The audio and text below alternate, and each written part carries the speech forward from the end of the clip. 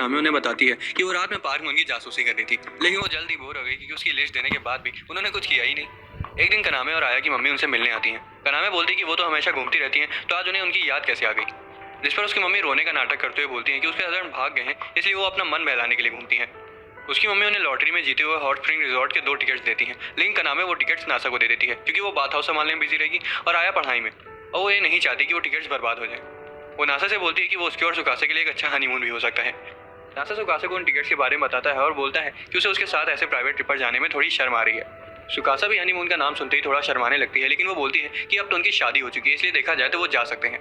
अगली सुबह दोनों बाथ हाउस से रिजॉर्ट के लिए रवाना हो जाते हैं, लेकिन सुकासे को चिंता होने लगती है कि हो सकता है कि हर बात की राह चितोसे कहीं उनका पीछा न करे। हालांकि खुशकिस्मती से चितोसे ने उनको कुछ समय के लिए अकेला छोड़ देने का फैसला किया था। ट्रेन में सुकासा धोखे से बता देती है कि उसे हॉट स्प्रिंग जाने में थोड़ी घबराहट हो रही है। जब वो वहां पहुंच जाते तो वेन्यू की बनावट को देखकर दंग रह जाते हैं। यही नहीं, वहां तो एक बड़ा सा प्राइवेट वुमेन बाथ भी मौजूद था। दोनों पहले सेपरेट बाथ इस्तेमाल करने के बाद मिलने का फैसला करते हैं। नासा आराम से नहा रहा होता है, लेकिन तभी वो सुकासा के बारे में सोचने लगता है और इस ट्रिप को उसके लिए यादगार बनाने का फैसला कर लेता है। इसलिए वो वहाँ की सबसे अच्छी जगहों और खाने के बारे में रिसर्च करना शुरू कर देता है। खैर, नासा अच्छी जगहों का पता लगाने के लिए वहां से बाहर चला जाता है कि तभी कॉरिडोर में उसे एक बूढ़ी महिला दिखाई देती है, जो नासा से उसे उसके रूम तक छोड़ने के लिए कहती है। इस बीच बाथ हाउस में आया कनामे से बोलती है कि उसने रिजॉर्ट के टिकट्स क्यों दे दिए, क्योंकि उसे रिलैक्स करने का बहुत मन था। इस पर कनामे बताती है कि उनके परिवार के पास तो पूरा एक बाथ हाउस है, तो वो कभी भी आराम से नहा सकती है। हालांकि आदत से मजबूर आया बाथ हाउस को साफ करने लगती है और उसे समझ आ जाता है कि उसकी बेवकूफ़ी का फायदा उठाकर कनामे ने उसे आराम के नाम पर काम करवा लिया। बाद में कनामे चितोसे को भी वहां बुला लेती है और वो उसे भी चिढ़ाने लगती है। इस बीच हॉट स्प्रिंग में सुकासा को उस बात में ज्यादा देर तक बैठने में दिक्कत हो रही थी, इसलिए वो नासा को देखने चली जाती है। दूसरी तरफ नासा अभी भी उस बूढ़ी महिला का कमरा ढूंढने में उनकी मदद कर रहा था। उसके पेशेंस की तारीफ करती है और तभी उनका ध्यान उसकी अंगूठी पर जाता है और वो नासा से उसकी शादी के बारे में पूछती हैं। बूढ़ी महिला उसे अपनी शादी को संजो कर रखने को कहती है और ये भी कि ये बात उसे समय के साथ समझ आ जाएगी। तभी सुकासा वहां आ जाती है और उस बूढ़ी महिला को देखकर खिसी आ जाती है, क्योंकि वो और कोई नहीं बल्कि चितोसे की दादी तोकिको थी। सुकासा की ये शिकायत थी कि तोकिको पहले से जानती थी कि नासा उसका पति है और वो सिर्फ उसका टेस्ट ले रही थी। हालांकि तोकिको बताती कि वो तो सिर्फ मजे कर रही थी और एक बार नासा से खुद मिलना चाहती थी। बाद में कमरे में वो एक दूसरे को फॉर्मली इंट्रोड्यूस करते हैं और तोकिको बोलती है कि वो नासा से काफी समय से मिलना चाहती थी, क्योंकि उसे देखना था कि ऐसा कौन है जो उसकी सुकासा को संभाल पा रहा है। तोकिको इस वजह से भी उससे मिलना चाहती थी क्योंकि उनके घर में वो उस पत्थर को एक नजर में देखते ही समझ गया था कि वो चांद का टुकड़ा है। तोकिको बोलती है कि हो सकता है कि वो ऐसा कुछ कर सके जो पिछले सैकड़ों सालों में कोई नहीं कर पाया। हालांकि वो इसके बारे में उसे विस्तार से कुछ नहीं बताती और उसकी जगह बात पलट कर वो उसे 2 टिकट्स दे देती है ताकि वो हॉट स्प्रिंग को और अच्छे से एंजॉय कर पाए। सुकासा अपने संयम को खो देती है और तोकिको को वहां से जाने को कहती है। तोकिको सुकासा को थोड़ा चिढ़ाने के बाद वहां से जाते हुए नासा से सुकासा का अच्छे से ध्यान रखने को कहती है। बाद में नासा और सुकासा हॉट स्प्रिंग टाउन में घूमने का फैसला करते हैं। नासा सुकासा से उसके साथ हॉट स्प्रिंग बात लेने के लिए पूछना चाहता था, लेकिन वो ये भी नहीं चाहता था कि सुकासा उसका कुछ गलत मतलब निकाल ले और मना कर दे। सुकासा उसके साथ एक प्यारा सा युकाटा पहनकर कस्बे में घूमने चली जाती है। वो लोग हिस्टोरिकल साइट्स में घूमते हैं और सुकासा उसको वहां बह रहे हॉट स्प्रिंग के पानी के अलग अलग काम के बारे में बताती है। तभी वो गिफ्ट शॉप पर पहुंचते हैं जहाँ नासा आया और कनामे के लिए कुछ खरीदने के बारे में सोचता है। नासा अचानक से सुकासा की खाना खाते हुए फोटो खींच लेता है, जिसके बाद वो घूमते घूमते हर जगह उसकी तस्वीर लेता रहता है। नासा उसे तोकिको के बारे में पूछता है, जिस पर वो बताती है कि वो तोकिको को तब से जानती है जब से वो बच्ची थी और पता नहीं क्यों वो हर वक्त उसे चिपकी रहती थी। नासा बोलता है कि उसे तो तोकिको काफी स्वीट लगी। बातें करते करते वो एक रेस्टोरेंट से यागातोरी स्टिक्स ले लेते हैं और नदी के तल तक पहुंच जाते हैं, जहाँ से हॉट स्प्रिंग का पानी होकर गुजरता है। सुकासा को तो घूमने में काफी मजा आ रहा था, तो वहीं नासा इस सोच में पड़ा हुआ था कि वो उससे साथ में प्राइवेट हॉट स्प्रिंग बात के लिए कैसे पूछे। सुकासा देखती है कि नासा थोड़ा घबराया हुआ है, इसलिए वो साथ में हॉट स्प्रिंग वापस लौट जाते हैं। नासा अपना कॉन्फिडेंस बढ़ाने के लिए रोमांटिक मांगा पढ़ना शुरू कर देता है, लेकिन उससे कुछ फर्क नहीं पड़ता। उसके बाद वो दोनों वहाँ का लोकल क्यूजीन खाते हैं और सुकासा कुछ समय के लिए कुकिंग से छुटकारा पाकर खुश हो जाती है। डिनर करने के थोड़ी देर बाद दोनों एक दूसरे के शर्माने लगते हैं, क्योंकि उस समय के आसपास अक्सर कपल साथ में हॉट स्प्रिंग बात लेते हैं और नासा सुकासा से इस बारे में पूछने से थोड़ा घबरा रहा था।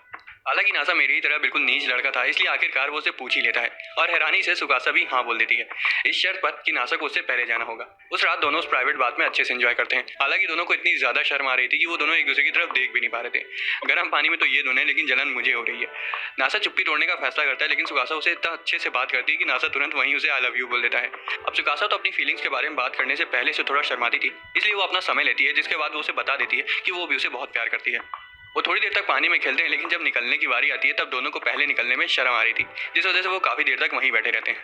अगली सुबह नासा रात में हुई चीजों को लेकर अभी तक शर्मिंदा था, इसलिए वो ब्रेकफास्ट से पहले नहा लेता है। नासा को लगता है कि इस ट्रिप के बदौलत उसे सुकासा को और भी अच्छे से जानने का मौका मिला है। उसे ये भी समझ आ गया था कि भले ही सुकासा बाहर से कूल और काम लगती है, लेकिन वो अपनी फीलिंग्स को दिखाने में थोड़ा शर्माती है। वो घर जाने के लिए वहां से निकल जाते हैं, लेकिन रास्ते में उन्हें तोकिको मिल जाती है, जो उन दोनों की टांग खींचने लगती है। नासा को तो तोकिको से बात करना काफी अच्छा लगता था, लेकिन सुकासा चाहती थी कि उस हनीमून पर सिर्फ वो और नासा हो। नासा उसका हाथ थाम लेता है और वो रिजॉर्ट से चले जाते हैं। ट्रेन में बैठे वो ट्रिप पर बिताए अपने अच्छे पलों को याद करते हैं और जल्द ही एक और ट्रिप पर जाने का फैसला करते हैं। जब वो लौटते हैं तब तक गर्मियां शुरू हो चुकी थी। वो ठंडी ठंडी आइसक्रीम भी खा रहे थे और पंखे की हवा भी ले रहे थे, लेकिन बाथ हाउस काफी ज्यादा गर्म था। नासा बोलता है कि बाथ हाउस को एयर कंडीशनिंग में पैसा लगाना चाहिए, लेकिन कनामे बोलती है कि एसी को इंस्टॉल करने में समय लगेगा। नासा बोलता है कि इसमें कोई दिक्कत की बात नहीं है क्योंकि वो एसी को खुद ही इंस्टॉल कर देगा। जिसके बाद वो और सुकासा एसी लेने के लिए मॉल चले जाते हैं। सुकासा सबसे अच्छा और किफायती एसी ढूंढ रही थी, लेकिन उतनी ही देर में नासा वो वाला एसी खरीद लेता है जो उसी दिन डिलीवर हो जाए। उसके बाद नासा सुकासा को अपनी दोस्त नकीरी की दुकान पर ले जाता है, जहाँ उसे वो सारे औजार मिल जाएंगे जो उसे एसी लगाने के लिए चाहिए। सुकासा पूछती है कि वो नकीरी को कैसे जानता है, जिस पर नासा बताता है कि वो और नकीरी मिडिल स्कूल में साथ में थे। नकीरी तो ये सुनकर सदमे में आ जाती है कि नासा की शादी हो चुकी है, इसलिए वो शादी के तोहफे के तौर पर उसे औजार मुफ्त में दे देती है। उसे थोड़ी सी जलन भी हो रही थी क्योंकि उसे लगता था कि नासा उतना रोमांटिक नहीं होगा। बाद में नासा एसी इंस्टॉल कर देता है और वो ठंडी हवा के मजे लेते हैं। हालांकि उस रात सुकासा की नींद खुल जाती है क्योंकि जब वो कंबल हटाती तो उसे ठंडी लगती और जब उसे ओढ़ती तो उसे गर्मी लगती। नासा कमरे को थोड़ा सा और ठंडा कर देता है, लेकिन वो देखता है कि सुकासा फिर भी ढंग से नहीं सो पा रही है। हालांकि थोड़ी देर बाद वो दोनों जैसे तैसे सो जाते हैं। अगली सुबह एक लड़की सुकासा को कनामे समझकर उसके पास दौड़ते दौड़ते आती है। वो सुकासा को उम्र दराज बोलकर उससे सलाह मांगने लगती है। सुकासा चिढ़ जाती है और उससे उसका नाम पूछती है, लेकिन लड़की उसकी बात सुने बिना कुछ भी बोले जा रही थी। तभी कनामे वहां आ जाती है और बताती कि उसकी दोस्त कुमा है जो कि उसकी क्लासमेट है और आज धोखे से स्कूल जाना भूल गई है। कुमा को ये गलत फहमी थी कि अभी तक उनकी गर्मियों की छुट्टियां चल रही हैं। तभी नासा भी वहां आ जाता है। कुमा नासा को पहले से जानती थी, हालांकि जब उसे पता चलता है कि उसकी शादी हो चुकी है और उसकी वाइफ सुकासा है तो वो एकदम से शॉक हो जाती है। नासा नकीरी के टूल्स वापस लौटाने चला जाता है और कुमा सुकासा से शादीशुदा जिंदगी के बारे में पूछने लगती है। लेकिन जब सवाल थोड़े निजी होने लगते हैं तब सुकासा उसे कनामे को सौंप देती है। कुमा बोलती है कि वो कनामे के पास कुछ सलाह लेने आई थी, लेकिन अब उसे पहले आइसक्रीम खानी है। वो तुरंत आइसक्रीम लेने बाहर चली जाती है और सुकासा और कनामे कंफ्यूज रह जाती हैं। इस बीच नासा नकीरी को उसके औजार वापस कर देता है और वो उसे उसकी वाइफ के बारे में पूछती है। नासा उसको सुकासे के साथ की अपनी कहानियां बताता है और बोलता है कि उसे मिठाइयां और प्यारे कंटेनर्स खरीदना बहुत पसंद है। नकीरी जो कि एक टॉमबॉय टाइप की लड़की थी, उसे इस बात में दिलचस्पी थी कि सुकासा जैसी लड़कियां किस तरह का बर्ताव करती होंगी। नासा बोलता है कि शादी के बाद वो काफी आजाद महसूस कर रहा है। भाई मैंने तो पहली बार ये सुना है कि कोई लड़का शादी के बाद आजाद महसूस कर रहा है। खैर जब वो वहां से चला जाता है तब नकीरी सोचती है कि उसे भी अपने लिए एक वाइफ ढूंढ लेनी चाहिए। एक दिन सुकासा नासा से पूछती है कि क्या वो उससे प्यार करता है, जिस पर वो हाँ बोल देता है। लेकिन उसके बाद सुकासा एकदम से शांत हो जाती है। नासा घबराने लगता है और कनामे के पास उसकी सलाह लेने जाता है। ये सोचते हैं कि उसने शायद सुकासा को किसी वजह से नाराज न कर दिया हो। कनामे उसे बताती कि वो शायद हालात को गलत तरीके से समझ रहा है। वो सिचुएशन को इस तरह से देख रही थी कि नासा एक प्यारी बिल्ली को उतना प्यार नहीं दे रहा है जितना वो डिजर्व करती है। वो नासा को उससे माफी मांगने का ऑर्डर देती है। दूसरी तरफ सुकासा तो खाली एक रोमांटिक मैगजीन की एडवाइस को फॉलो कर रही थी। बाद में नासा रोमांस के ऊपर रिसर्च करना शुरू कर देता है और साथ ही साथ वो कनामे की बातें भी सुनता है, जो उसे बताती है कि लड़कियों के साथ प्यारी बातें करना उतना ही जरूरी है जितना पौधों को पानी देना। नासा रिसर्च करने लगता है कि उसे किस किस वक्त पर सुकासा से प्यारी बातें करनी चाहिए। जब नासा टीवी देखते वक्त और सुबह जागते ही उसकी तारीफ करता है तब सुकासा कंफ्यूज हो जाती है कि वो आखिर कहना क्या चाहता है। दूसरी तरफ नासा को लगने लगता है कि वो रोमांस में बिल्कुल कच्चा खिलाड़ी है, इसलिए वो एडवाइस के लिए रोमांस की किताबें पढ़ना शुरू कर देता है। सुकासा नासा के बदले हुए बर्ताव को नोटिस कर लेती है, लेकिन वो उसके साथ खिलवाड़ भी करना चाहती थी, इसलिए वो उसके सिर पर टोस्ट को बैठा देती है। जल्दी सुकासा नासा को मजे के लिए परेशान करना शुरू कर देती है। जैसे कि मांगा पढ़ते वक्त वो उसे गुदगुदी लगाने लगती है। उसको इतना छेड़ने के बाद वो उसे पूछती है कि वो इतनी सारी मांगास क्यों पढ़ रहा है, जिस पर नासा बोलता है कि वो उसकी सही से तारीफ करने के लिए सब कर रहा है। सुकासा शर्माते हुए उससे वो बोलने को कहती है जो उसने अभी तक सीखा है। हालांकि जब नासा उसकी तारीफ करना शुरू करता है तब सुकासा बहुत ज्यादा खुश हो जाती है और बोलती है कि उसकी मेहनत सफल हुई। जब नासा नहा रहा होता है तब कनामे उसके पास आ जाती है और बोलती है कि वो सुकासा के साथ क्यों नहीं नहाता। दोस्तों जापान में फैमिली मेंबर्स एक साथ नहाते हैं और वहाँ यह बिल्कुल नॉर्मल है। कनामे इस बात पर जोर देती है कि वो ट्रिप पर सुकासा के साथ तो एक बार नहा ही चुका था। वो बोलती है कि वो बाहर से बात को बंद कर देगी, जिस पर नासा तो तुरंत हाँ बोल देता है, लेकिन दूसरी तरफ बैठी सुकासा शिकायत करने लगती है, लेकिन वो मना नहीं करती। कनामे चली जाती है और आखिर में नासा और सुकासा वहाँ अकेले रह जाते हैं। नहाने के बाद वो सोना में जाते हैं जहाँ नासा को गर्म भाप से दिक्कत महसूस होने लगती है, लेकिन मर्दानगी दिखाने के लिए वो वहीं रुक जाता है। वो गौर करता है कि सुकासा तो सच में काफी गर्मी झेल लेती है, इसलिए तो वो इतनी हॉट है। नासा वहां से किस करने जा ही रहा होता है कि तभी बाहर से आया कि चिल्लाने की आवाज की वजह से वो रुक जाता है, जो झींगा पर दूसरा सोना इस्तेमाल करने के लिए चिल्ला रही थी। दूसरी तरफ मैंशन में तोकिको को दिखाते हैं जो कि अपने बचपन के बारे में सोच रही थी जब वर्ल्ड वॉर 2 की एंड में वो सुकासा से मिली थी। इधर बाथ हाउस में सुकासा को टीवी का रिमोट चलाने में थोड़ी दिक्कत हो रही थी, इसलिए वो नासा से उसकी मदद करने के लिए कहती है। लेकिन जब नासा सिर्फ रिमोट की बैटरी बदलकर उसको फिक्स कर देता है तब सुकासा टेक्नोलॉजी के बारे में शिकायत करने लगती है। नासा को तो सुकासा की ये बात काफी पसंद आती है कि वो बाकी सब काम तो काफी अच्छे से कर लेती है, लेकिन बस आजकल की टेक्नोलॉजी में उसका हाथ थोड़ा कच्चा है। सुकासा कई बार अपने फोन का पासवर्ड भूल जाती है और नासा उसे उसका फोन खोल कर देता है। वो ये भी खुलासा करती कि मैंशन में टोकिको उसकी सारी टेक्निकल प्रॉब्लम को सुलटा देती थी और तो और उसे तो प्रोग्रामिंग तक करनी आती थी। सुकासा टेक्नोलॉजी को अच्छे से इस्तेमाल ना कर पाने की वजह से गुस्सा होने लगती है, लेकिन नासा टॉपिक बदलने के लिए उसे केक खिलाने को कहता है। सुकासा को वीडियो गेम खेलना था, लेकिन आखिर में वो केक के लिए मान जाती है, जिसके बाद वो हक करते हैं और बाथ हाउस से बाहर आ जाते हैं। बाद में नासा कनामे को बता रहा होता है कि आज क्या हुआ, लेकिन कनामे कुछ नहीं कहती क्योंकि वो उसकी शादी की चिक चिक सुनकर थक चुकी थी। तभी अचानक से नाओको नासा और सुकासा को एक बहुत जरूरी खबर सुनाने के लिए वहां आती है। नाओको बताती कि वो जल्द ही तानागुची से शादी करने वाली है। हालांकि धोखे से नासा और सुकासा ये बता देते हैं कि उन्होंने उन्हें पार्क में किस करते हुए देख लिया था, जिस वजह से नाओको शर्म से लाल हो जाती है। नाओको पूछती है कि उनके पास कोई सलाह है क्योंकि उनकी शादी को हुए ज्यादा समय नहीं हुआ है। नासा पूछता है कि उसे शादी को लेकर कैसा महसूस हो रहा है। इस पर नाओको बोलती है कि वो थोड़ी नर्वस है। नाओको को तानागुची के बारे में कई नई नई चीजें पता चल रही थी, जैसे कि उसकी अजीब अजीब खाना ट्राई करने की आदत। नाओको को भी उसकी आदत लग रही थी, जिस वजह से उसे चिंता होने लगती है कि उसके बदलते बर्ताव की वजह से तानागुची से शादी नहीं करेगा। लेकिन नासा सुकासो से दिलासा देते हुए बताते हैं कि तानागुची उन्हें उसी तरह पसंद करता है जैसी वो है, इसलिए उन्हें चिंता करने की कोई जरूरत नहीं है। थोड़ी देर बाद नाओको वहां से चली जाती है और नासा और सुकासा सोचते हैं कि क्या उन्हें भी वो अजीब सी डिश ट्राई करनी चाहिए। एक दिन नासा को पता चलता है कि उसका वजन काफी बढ़ता जा रहा है, क्योंकि जब भी वो सुकासा के साथ होता है तो वो हमेशा कुछ न कुछ खाता ही रहता है। नासा सुकासा के हाथों का बना स्वादिष्ट खाना तो नहीं छोड़ सकता था, लेकिन उसे अपने वजन की भी चिंता हो रही थी। हालांकि जब नासा उसे हक करता है तब सुकासा को तुरंत समझ आ जाता है कि उसका वजन बढ़ रहा है। सुकासा सोचने लगती है कि इसमें शायद उसकी गलती है, क्योंकि नासा उसका बनाया हुआ खूब सारा खाना खाता है। नासा इंसिस्ट करता है कि उन्हें कुछ भी बदलना नहीं चाहिए। इस पर सुकासा बोलती है कि अगर नासा गोलू मोलू भी हो गया तब भी वो उसे उतना ही प्यार करेगी जितना वो उसे अभी करती है। नासा को तो जितना हो सकता है उतना वजन गिराना था, जिस वजह से वो डेली एक्सरसाइज भी करना शुरू कर देता है। बाद में सुकासा कनामे को नासा के प्लान के बारे में बताती है और कनामे ये खुलासा करती है कि नासा स्कूल का सबसे पढ़ाकू बच्चा था और वो कोई भी फिजिकल एक्टिविटीज नहीं करता था। तभी नासा वहां आ जाता है और 10 किलोमीटर की दौड़ लगाना शुरू कर देता है, लेकिन कुछ ही सेंटीमीटर दौड़ते ही उसके गुर्दे मुंह में आ जाते हैं। सुकासा उसे मोटिवेट करने के लिए उसके साथ दौड़ती है और नासा को समझ आ जाता है कि जितना उसने सोचा था वो उससे कहीं ज्यादा कमजोर है। जब वो पार्क में पहुंचते हैं तब नासा सुकासा के सामने शो ऑफ करने के लिए बार पुलअप करने की कोशिश करता है, लेकिन एक पुलअप करने में उसकी हालत पस्त हो जाती है। सुकासा उसकी हार पर उसे दिलासा देती है और उसके लिए एक अच्छा सा लंच बनाती है। तभी अचानक से तोकिको वहां आकर उनके साथ लंच करने लगती है। वो कहती है कि उनका हालचाल लेने आई थी और ये पूछना चाहती थी कि क्या वो उनके साथ कैंपिंग पर जाना पसंद करेंगे, क्योंकि यूट्यूब पर कैंपिंग के वीडियोस देखने के बाद उसे वो करने का बहुत मन हो रहा है। वो बोलती है कि उन्हें कंप्यूटर से निकलकर बाहर की दुनिया देखने में जरूर मजा आएगा। तोकिको उन्हें अपने साथ कैंपिंग ट्रिप पर इन्वाइट करती है, जिस पर नासा तो तुरंत हाँ बोल देता है। तोकिको को वहां से भगाने के लिए सुकासा ना जाते हुए भी मान जाती है। जाने से पहले वो सुकासा को राइस बॉल देती है, उस समय को याद दिलाने के लिए जब तोकिको एक बच्ची थी और सुकासा ने उसे राइस बॉल दी थी। नासा को उस वक्त का सपना आता है जब वो सुकासा से पहली बार मिला था। जब उसकी नींद खुलती है तब उसे काफी अजीब सा महसूस होता है। मन हल्का करने के लिए वो सुकासा से कैंपिंग ट्रिप के बारे में बात करता है। हालांकि नासा तो कैंपिंग ट्रिप पर जाने के लिए बहुत ज्यादा एक्साइटेड था, लेकिन सुकासा बोलती है कि वो सिर्फ इस वजह से वहां जा रही है क्योंकि नासा का वहां जाने का बहुत मन है। असल में नासा खुला आसमान देखना चाहता था, जिस पर सुकासा बोलती है कि आसमान देखने के लिए शहर में और भी बहुत जगह मौजूद है। तोकिको उन्हें आउटडोर होम पार्टी के लिए फ्लायर भी भेज देती है और हमें पता चलता है कि आया भी काफी समय से यूट्यूब पर कैंपिंग के वीडियोस देख रही थी, इसलिए वो भी कनामे से गिड़गिड़ाते हुए उनसे पूछने को कहती है कि क्या वो दोनों भी उन्हें ज्वाइन कर सकते हैं।